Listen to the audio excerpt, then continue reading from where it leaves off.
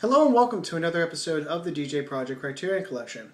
And here we're going to talk about Spine 411, Berlin Alexanderplatz, directed by Werner Fassbinder, 1980. Okay, I'm going to get the obvious out of the way. There's one little fact that pretty much everybody knows when they first hear the title, when they get into the title, and that is the running time. And admittedly, this is how I first heard of this. In fact, there's a nice little apocryphal moment in the TV show The Critic, where Marty and Jay are about to go to a video rental place, and Marty asks him, So what are we going to rent, Dad? He says, we're going to rent the complete 13-hour version, 13 hours of Berlin Alexanderplatz. And Marty goes, again? So yes, everybody talks about the running time. Yes, this runs 15 hours.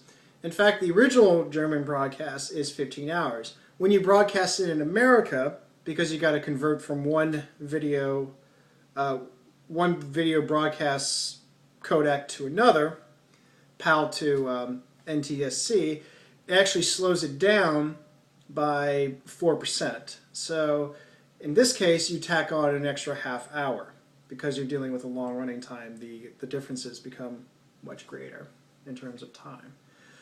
But interestingly, I think in this day and age, it shouldn't be that surprising to have a film be that long, or to have people sit through a long film. Now, again, this ended up being broadcast on German television, and interestingly, when it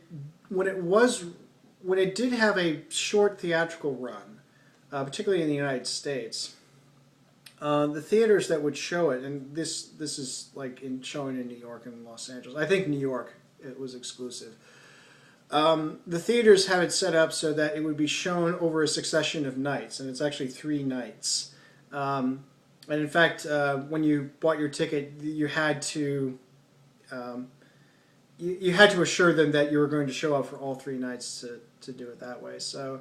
And then likewise with home video, you can sit through marathon sessions. But the point of all this is that we've now gotten to a point where we can subject ourselves to various marathon sessions, whether it be watching a particular TV program, whether it's watching a particular film franchise, where you can sit down and watch an entire film. I mean, who hasn't done a marathon session of the extended versions of The Lord of the Rings? And many others. So this really is no different. And in fact, I'll even go further. And this is why I hope this will be in spite of its running time, hopefully this won't be a extensively long review. This film should be approached in the same way that a novel is approached. In fact, the film itself, I mean, obviously it is an adaptation of a novel, Alfred Doblin's novel. But everything about the film, the pacing, the amount of detail, and I think particularly the viewer retention of that detail is very similar to a novel.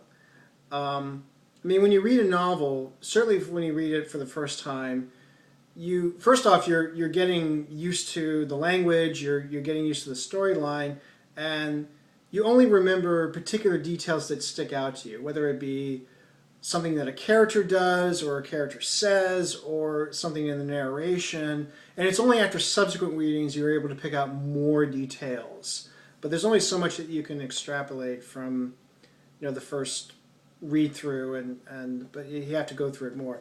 Same thing with the film. There's a lot in there, and I'm not going to bore and I certainly don't remember all the details. I'm not going to bore you with all the details, so it's just going to be more like so talking about this film is going to be more like talking about a novel, where you get a general summary and some major categories of interest, and then maybe some few little miscellaneous stuff at the end. So first off, the summary, and this is a very, very broad general summary. I'm not going to go through each and every plot point. Certainly I'm not going to go through each and every plot point, because one, I don't remember all of them, and two, I do not want to top the original running time. My voice can't stand it, and I know that you would probably be irritated by it, and YouTube won't allow me to do it, even if I wanted to.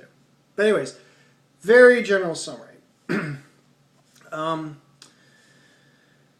Both book and film center on a character named Franz Bieberkopf, and it starts with him being released from prison, and he's trying to live his life after prison, and eventually he strives to live a very honest life. Now this is Berlin 1929, and trying to live that kind of honest life gets complicated immediately for all kinds of reasons. There's the economic hardship. There's a ever looming political explosion that's just gonna all this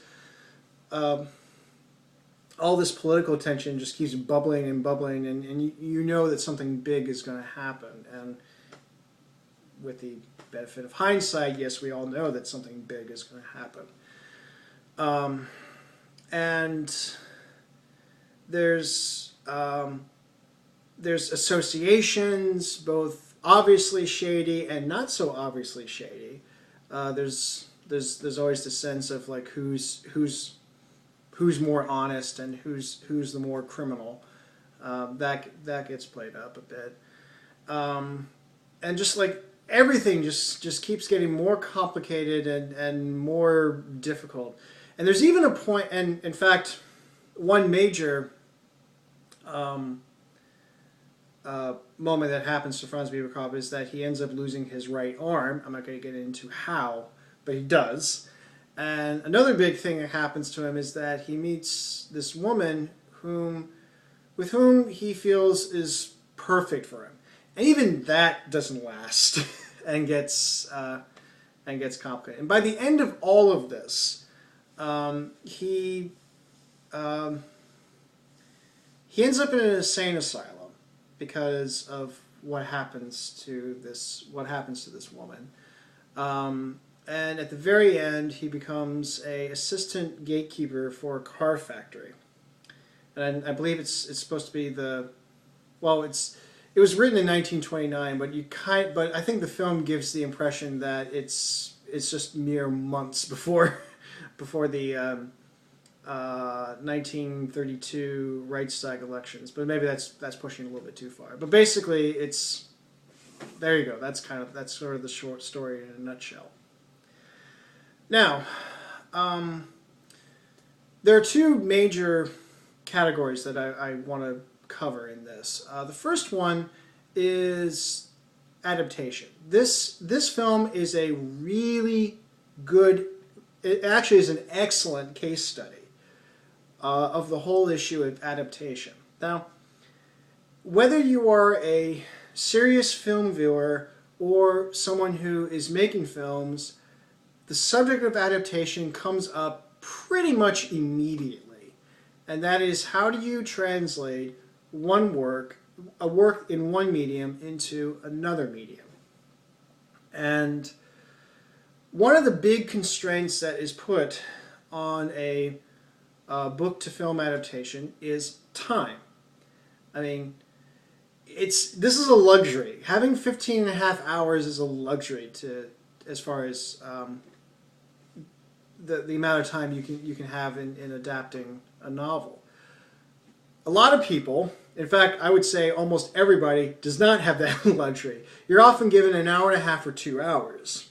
And now that could be easy or difficult depending on the source novel. If it's a pretty straightforward narrative with some interesting plot turns and some mild characters, then it's fairly easy to adapt. You may change some details a little bit to make things a little bit more efficient in the narrative or in the presentation or what have you, but you can do more or less a fairly faithful adaptation. You're not going to get 100% faithful adaptation, where you can translate line by line, word for word, into a film. For starters, the language in in writing, the language has to do a lot, and including descriptions. It has to describe character, it has to describe setting, it has to describe action, whereas when you're dealing with film, it's a visual medium. It's also an auditory medium as well. But a picture is worth 1,000 words. It's much easier to see someone snap their fingers than to say, he snapped his fingers and then get a little bit more descriptive. But if I were to do more complex actions, it's much easier to see it than it is to write it down. Anybody who has ever attempted at any kind of writing will know this. So that's partly why you'll never get a 100% pure adaptation of the work. But you can, depending on the source and depending on what kind of pull you can have as far as how much time you can devote to it, you can do something that is very close. And what Fassbinder did is very close to the novel. Now, what do I mean by this? The film itself, and for the sake of expedience, I am going to call this a film. It itself is referred to as a film. In fact, it's called a film in 13 parts plus an epilogue. Yes, it was broadcast for television. Yes, you had both a German and an Italian TV network that funded it. And yes, it was broadcast on television. But I think that it's more of a film. It seems to follow a lot more of cinematic conventions. In fact, that's actually its big contribution, not just in cinema, but also in television, and seeing what you can do with films on television. And maybe that's the other thing, is to avoid some of the negative connotations of a TV film or TV movie. It's like, it usually means the quality is a little bit low, it's cheap, it's not... You either have, unproven actors or washed up actors, but this has none of that. I mean, furthermore, it also tests some things. It pushes some boundaries and buttons and such. But anyway, but for the sake of expediency, I'm just going to call this a film. And it's meant to be a continuous film, even though it's separated out and paced out as a series of hour-long broadcasts. But anyways, for the film itself, it focuses pretty much on Bieberkopf's story. And when you have that much time, you can devote yourself to all the various... first off, you get a lot more out of your main character. You also get a lot more out of secondary characters, and you even can include tertiary characters, which actually the tertiary characters are usually the first things to go when you do an adaptation. It's everything is compressed and streamlined to make the story work. And again, it all depends on what kind of story you tell with it. But anyways, but in this case, you by focusing on the Bieberkopf story, you allow it to unfold at pretty much its own pace. You don't have the pressure to want to go into the next thing right away, which may sound like, oh God, this is really, really boring, but there's a strange, compelling quality to it. And I'll get into it a little bit later, but it's not as daunting as it may seem. And so this follows the book fairly faithfully. Now, there is a slight diversion, which could be major or minor depending on how you view of it. The novel itself is actually constructed more as a montage, where in addition to the story involving Franz Bieberkopf, there would be these periodic interjections of just various things that you find in the city, whether it be like newspaper stories or weather reports or just stuff that you find around. And the whole idea of it in the novel is to showcase the noise of modernity, and especially living in a city, in a modern city, and Berlin was as modern can be at that time. It's this constant bustle of noise. Everybody's trying to grab your attention. In fact, the book itself is called Berlin Alexanderplatz. It's much more about the city than it is about Franz Biberkopf. Now, to be fair, the full title of it is Berlin Alexanderplatz, the story of Franz Biberkopf. But Biberkopf is more of a human through line that illustrates that helps to illustrate the modern city. But here, so in that sense, contrasting that to the Fassbinder adaptation, where it seems to place more emphasis on Franz Biberkopf, in that sense, it's a slight divergence. But I think it's something. I think it's a fairly moot one. And again, this is, like I said, language has to carry a lot. And there are things that you can do visually to convey the idea. And certainly there's enough in the actions and in the interactions that can point to a larger setting. You don't have to make it obvious as far as, this is about the city. You get the feeling that this is about a city, but it's much more personable because it focuses more on the characters. And again, you're allowed to spend a lot more time on the main character, and you spend plenty of time on the other characters, and things unfold instead of having to jump quickly from one point to the next. And going back to the novel structure a bit, that interjection is there. There are periodically some intertitles that are put in that are taken from the book. There's occasional voiceover narration. I think all of it is provided by Fassbinder. He does all of it.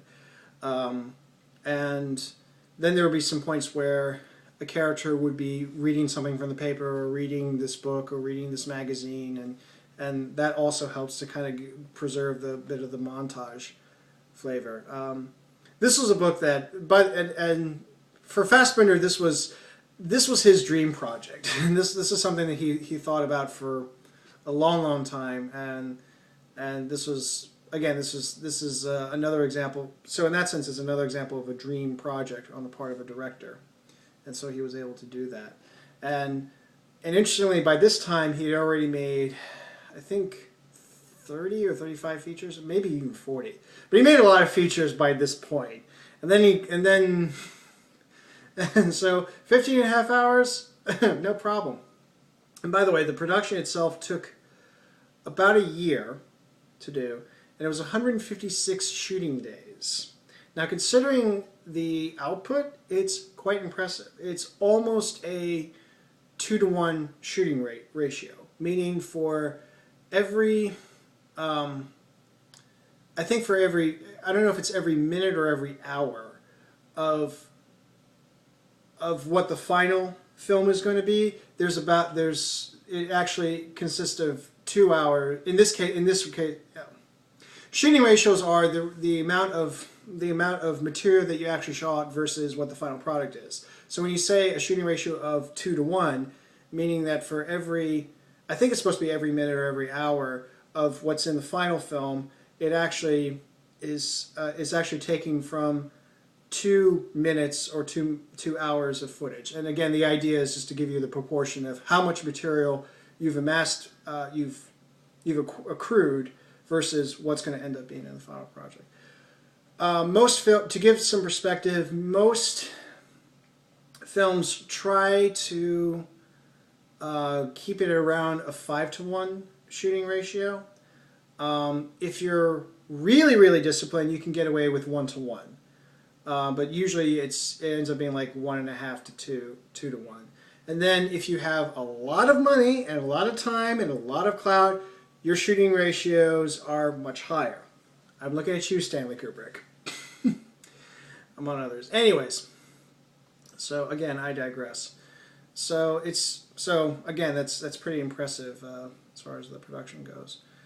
Now, for the 13 parts, it covers this story of Franz Biberkopf, and it plays more or less straightforward. I mean, again, as I said, the pacing of it and the amount of detail feels more like a novel, but it doesn't feel quite laborious. I mean, it moves along, but it moves at a more true to life pace. You don't get this feeling like, okay, we're in this location, we got to do things in 2 to 3 minutes. There's a lot of scenes where it goes on a sizable amount. I think probably the average would be about 7 minutes, and there are several scenes, including some really pivotal scenes, that actually take up 15 to 20 minutes. So that's the 13 parts. Then there's the epilogue, which is paradoxically both faithful to the book's own epilogue, especially in the narrative events that happen in relation to the story, and some implications about what might have gone on during that time. So at the same time, it's faithful, so on the one hand, it's faithful. On the other hand, it's also very much Fassbinder's own thing. The uniqueness of it comes more in the imagery, what he chooses to show, and where he sets it up, and also I believe the character interactions, like what the characters do, because most of it is all in Franz Biberkopf's head. This is him coming to terms with a lot of things that had happened to him over the course of the story, and the one event that actually put him into prison in the first place, which was a brutal assault that led to death of his girlfriend at the time, and several other big things that happened. So this is all kind of in his head. In fact, reviewing it again, it reminds me a lot of the last episode that actually aired of Neon Genesis Evangelion, called Take Care of Yourself, where it's supposed to be all in Shinji Ikari's head, and it's sort of him coming to terms with all the various issues and crises and concerns that he had throughout the whole series. It's sort of like inside his mind, and him working out everything that has happened to him, and then he comes out kind of better. Except it doesn't happen here. I think Biberkopf comes out worse in the end. But that's to kind of prepare you, if you do want to take on this exercise. The last 2 hours are basically, it is a Whiskey Tango Foxtrot moment. But if you understand it, this is the visualization of what goes on in Franz Biberkopf's head, which is not stated with any clear explicitness in the novel, which meant that Fassbinder could kind of take it and make it his own. In fact, you could say this is sort of the cinematic equivalent of doing fanfic in some respects. Because for Fassbinder, he really loved this novel, and he almost kind of grew up with it. And this was a project that he thought about constantly. So in a way, this was sort of his, you could look at this as his reward for being fairly faithful to the story, that he can now kind of go into this direction. And part of what makes this a Whiskey Tango Foxtrot moment, apart from the dreamlike imagery, is the soundtrack that is in the epilogue. Whereas, and by the way, it's kind of erroneous to think of this as a period piece. I mean, it's definitely set in a time, but it's not really a period piece. And the epilogue is certainly not a period piece. In fact, it has more to do with the more to do with the 70s than it just as much as it's just as much about the 70s as it is about the 1920s, and it especially comes through in its soundtrack. To give you an idea of some of the artists that are represented, and I think it's fair to say that all these artists were personal favorites of Fassbinder. Again, this is kind of like showing off his record collection, or some respects. But you have Donovan, you have Janis Joplin, you have Leonard Cohen, you have the Velvet Underground, you even have Elvis Presley, and then finally Kraftwerk, and particularly the song Radioactivity. And personally, when I saw because I kept noticing the soundtrack, and there would be moments where the soundtrack would pull me into it, and would pull me out of what was going on. So I think I lose a lot of details just because of the soundtrack distracts me. Again, this is why I think it's much easier to talk about this as if it were a novel rather than a film that you have to like recount so many different points. Now, like I said, this is a case study of adaptation. Now, what makes this why is this a case study? Don't you usually have to have something else to compare it to? Well, in this edition you do. You have a much earlier film adaptation of Berlin Alexanderplatz. This was released in 1931. It was directed by Phil Yuzzi, and it even had Alfred Döblin co-write the screenplay for it. So you think, oh, all right, that could be fairly work. Well, here's the thing. The total running time is only about 10% of Fassbinder's running time.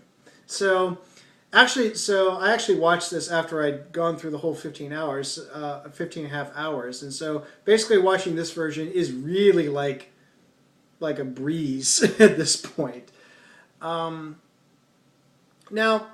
there are two big plus sides to this adaptation, and why I think it's good to include it. Number one, it is a very abridged, very compressed rendering of the Franz Bieberkopf storyline. You hit all the major plot points within 83 minutes, I believe, is the running time, and because it was made in 1931, it's a very interesting time capsule and showing what Berlin was actually like at that time. So, and there's actually a sequence in the very beginning when Franz Bieberkopf is released from prison, and he takes the trolley or the tram into Berlin, and it's this montage that feels very avant-garde in some respects, and where you get these, you get the shots of, passing by certain streets and corners. You even get a few shots from the conductor's point of view. You see along the tracks, and it's this succession of images and the cuts that illustrate the how overwhelming the city can be, and it really does sort of set the tone of what the book could be. Now, those are the pluses. Now, it still feels it's very, very conventional in a lot of it, in spite of the fact that it's based on this very modernist work, and the main plot line is more or less kept. There also are some great liberties taken, and it does play out much more like a conventional film. For starters, Heinrich Jaurès plays Franz Bieberkopf in this adaptation, and he was best known earlier for being in Metropolis. And I think he wanted his, I'll get into it more with the character, but he wanted a slightly more heroic Bieberkopf, and so he's a little bit more self-assured than in the novel, and certainly in Fassbinder's adaptation of it. And at the very end, there's like this sort of assertive ending that is completely contrary to the storyline. In fact, it reminded me a lot of Brazil, where you had there was the attempt by Universal to make Brazil more audience friendly, and so it was re-edited in such a way that it followed a straightforward conventional happy ending. And the thing that irritated me, and I'm sure it irritated a lot, and certainly irritated Terry Gilliam, is that you're basically taking somebody else's material that was thought of that was deliberately constructed in a particular way, and you're rearranging it to fit something else that really doesn't do much justice for either side. It certainly doesn't do any justice for the original material, and it even doesn't do a lot of justice for the conventional material, because you look at it and you go, you know what, this is the most inefficient way to get from point A to point B. Why do you need to have it in this way? And that's kind of how I feel in the 1931 version. Is the story and the way it all plays out, it's very, well, for starters, it's very modernist, but it's also very, I guess you could call it cynical. It's certainly very dour. And it's like, why would you want to use this and try to make it more conventional? I mean, yes, it was a sensational novel when it first came out, and it was one of those, hey, we can kind of capitalize all of this. And I think even, well, though also to say that I think Dublin was interested in making a film of it. And so to be fair, it could be just the limits of imagination. And this is something that we take for granted, where we're so used to films doing it in different ways. And again, you can somewhat get away with a 15+ hour film based on a novel, whereas it would have been impossible, and certainly not commercially viable at the time to do such a project. But again, it's a very interesting sort of study of contrast as far as adaptations. You have something that is, on the one hand, you have this one adaptation that's very compressed, tells the story pretty much straightforward, but everything is all flattened to make it work. That's the other problem I had, is that everything just went by too quickly. There wasn't a lot of time to properly flesh out the characters. I mean, certainly you don't want to stretch it out to 15 hours, but I felt like things were moving along too quickly, and I felt like it was just somebody sort of speed reading the novel. It's like, okay, we got to get to this point, and this point, and this point, and there wasn't a whole lot of time invested in the characters to kind of care about the story. So anyway, so that's the first major category. That sums up the whole adaptation. The second big category is that now I haven't read the book, so I'll hold off on that. But I've certainly seen this. The other big takeaway is that it's a commentary on modern living. Franz Bieberkopf, and I have to give credit to someone on the IMDb message boards who said this, and I find this extremely amusing, so that's why I'm going to say this here, and I agree with this. Franz Bieberkopf can be viewed as a 1920s German version of Homer Simpson, except his humor is much smaller and limited. Not to say that he's without humor, but it's not. You don't have the broad range of humor styles. I mean, there's no slapstick. There's no jumping off Springfield Gorge, for instance. It's more. It can be dry. Actually, it's often dry, and it can also be quite morbid in some respects. So limited humor. He has more hair. He's slightly more violent, and he's a hell of a lot more hornier. He's a hell of a lot hornier in this one. So, okay, after you've downed a whole gallon of brain bleach, we're moving on. But that's really kind of that's kind of what he comes off as in some respects. Or to use a TV Tropes title, This Idiot Is You. I mean, Bieberkoff is, he's both a perpetrator and a victim of this modern city. I mean, on the one hand, the way that he's a perpetrator is that he is somebody who, if it weren't for the fact that he would read on occasion, and not really deep things, just like reading the newspaper and reading some other stuff and listening to pop tunes and such, he would basically be an animal. I mean, the way that, in fact, a lot of how he acts is much more like an animal. The way he shows affection to his women, and there's a lot of women in this, is that he would bite their necks. It's a very animal gesture. There's something in his face that comes off like a dog. Both the good, both dog in the positive sense and in the pejorative sense as well. And so yeah, he just it almost like he's following base animal urges. And again, going back to the whole horny thing, there's definitely plenty of that. Again, this is not porn, but there's definitely urges there that are to be satisfied. And a lot of the choices he makes really complicates things for him. I mean, he starts, and the way he makes them is pretty simple. There's not a whole lot of thought or care put into his actions.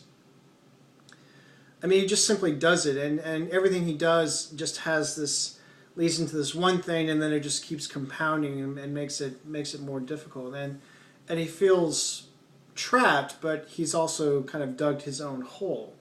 So he's very much so on the one hand he's very much a perpetrator, but on the other hand he's also a victim, where he comes across people that appear one way but are actually another.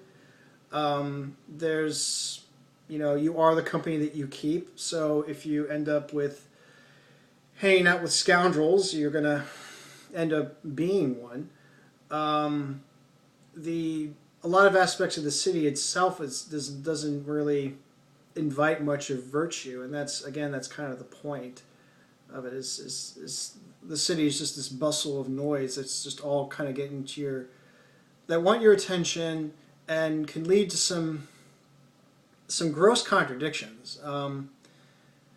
And so but he can't really help that.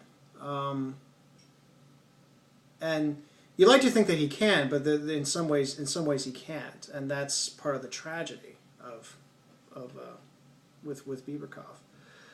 So in that sense, it's a very interesting little modern commentary. Now, I think this also kind of confirms that modern living really sucks. Now, am I a Luddite? No. Again, I'm talking about these damn things on YouTube.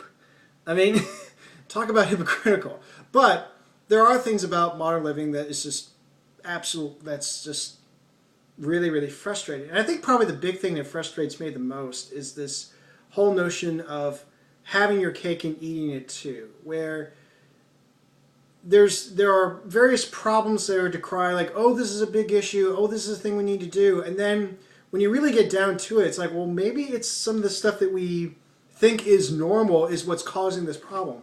Oh, no, we can't change that. And then there's this almost fanatical attachment to something. It's this fanatical attachment to something that's bringing about more problems and maybe even eventually your own demise. It's like, so which is, like, what do you really want to do?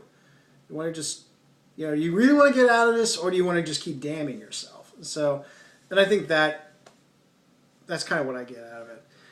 So those are the two big things. There are also other little things with this as well. Now, something that I kind of alluded to earlier is, how do you sit through 15 and a half hours of this? Other than other than perhaps some maybe wearing it as some kind of badge of honor. It's like, hey, I got through all of Berlin Alexanderplatz. What's really the draw? And I think part of the appeal of this, I think apart from the running time, is that I think there is some, I think certainly for me, there's some small part of you that wants Franz Biberkopf to make it through, to pull through, especially at the near beginning or in the first part, where he makes this big promise, this oath to live a honest, a straight life. And it's the kind of heroic gesture that you go, oh, that's great. He was a criminal. Now he's released. Now he wants to redeem his life, and so you want to see him succeed, and therefore you do see Biberkopf. You want him to be the hero, and you expect him to be the hero. But then it's seeing him go through moment to moment, and performing action, and from action to action, that it goes, you know what, this is a lost cause, or this is not going to end well. Another big takeaway is that while the novel was written in 1929 and this was made in 1979 and 1980, it was first off, it was quite relevant for the time that it was made, because of what was happening in Germany, and certainly it fell into line with some of Fassbinder's own concerns at the time. This is also what led him to want to do the BRD films. And it's also it's strangely relevant now, because again, we're going through some suck times, and maybe this is probably not the kind of thing to watch, just because you look at this, you go, "Oh, great!" you're just dreading the day when suddenly it just goes from bad to worse. So, which can be depressing. It can also maybe be somewhat reassuring to say that, well, there's worse times, but eventually you get out of it. But then the question is, how the hell do you get out of it? And that's the thing you kind of dread, is how do you get out of it? And then finally, another big thought that just occurred to me, and this is because several episodes ago, as I was talking about Bresson and his cinema, this is the kind of film that I could see him having mixed feelings about, and probably mostly being irritated by it. I think he would have liked some of the daring it did, but I think what really would have irked him was that a lot of it does come off as theater. Now, actually, that's how Fassbinder got his start, his creative start. He worked in theater. In fact, he formed his own theater company in the very beginning of his career, and actually there would be a lot of crossovers with involving his theater company, going from theater into film. And a lot of it does play out as if it were a theater production. I mean, the way that it's shot, and the way that it's staged, and the way that the actors move about and talk, it really does feel like a stage production, which probably would have irritated the hell out of Bresson. But so yeah. Okay. I would say that if you like to challenge yourself, like really challenge yourself to go through this, give it a shot. If you like your modernist works, and Döblin would be a key influence for Günter Grass. So if you've read through and certainly have seen The Tin Drum, this is really no different, except it's not as overtly surreal until you get to the epilogue. That's when kind of all bets are off as far as any kind of basis in reality. But even then, it's I think what makes the epilogue kind of jarring a little bit is that you're used to this pretty consistent style, and then suddenly like this comes out of nowhere. But it's not completely out of nowhere. I feel that there are some things that are set up earlier on that do lead to the epilogue, and considering that the epilogue is mostly in Biberkopf's head, there are you do see little windows into his head at other instances. So if you note those, then the epilogue doesn't come as a total surprise. That there actually is some basis. It's not done to shock for the sake of shocking. This is all done. The basis of it can be found in the character, and certainly in Fassbinder's interpretation of the character. But so yeah, again, if you want to challenge yourself, go right ahead. Is it absolutely required viewing? Probably not. I mean, the only reason why I got this was because, again, 50% off Criterion at Barnes & Noble. And if you can get it, and actually it's a pretty hefty set. I mean, it's seven discs. The seventh disc is a supplements disc, but the entire series covers 6 DVDs. So it's quite a hefty package. And so if you are going to get this, try to get it as low of a price as you can. And so it was one of those. The opportunity was there. I figured, what the hell. But is it absolutely essential? I mean, could you live? I don't even know if it's on the 1001 films you should see before you die. But I think even if it is, I think there may be some other films. But I would say that if you are interested in seeing a faithful adaptation of a work, I would say give this a go. Especially if you're somebody that feels that they can, there's never really any successful adaptation, and this is probably about as close as you're going to get to a very faithful. It's again, it's not 100%, but it's more like a 90. I would say like 97% close, very close to the novel. I mean, even with the epilogue with it. So, well, I wanted this to be shorter, but again, it could have been much longer. So, again, 15.5 hours. So, and that was Berlin Alexanderplatz. And until next time, take care.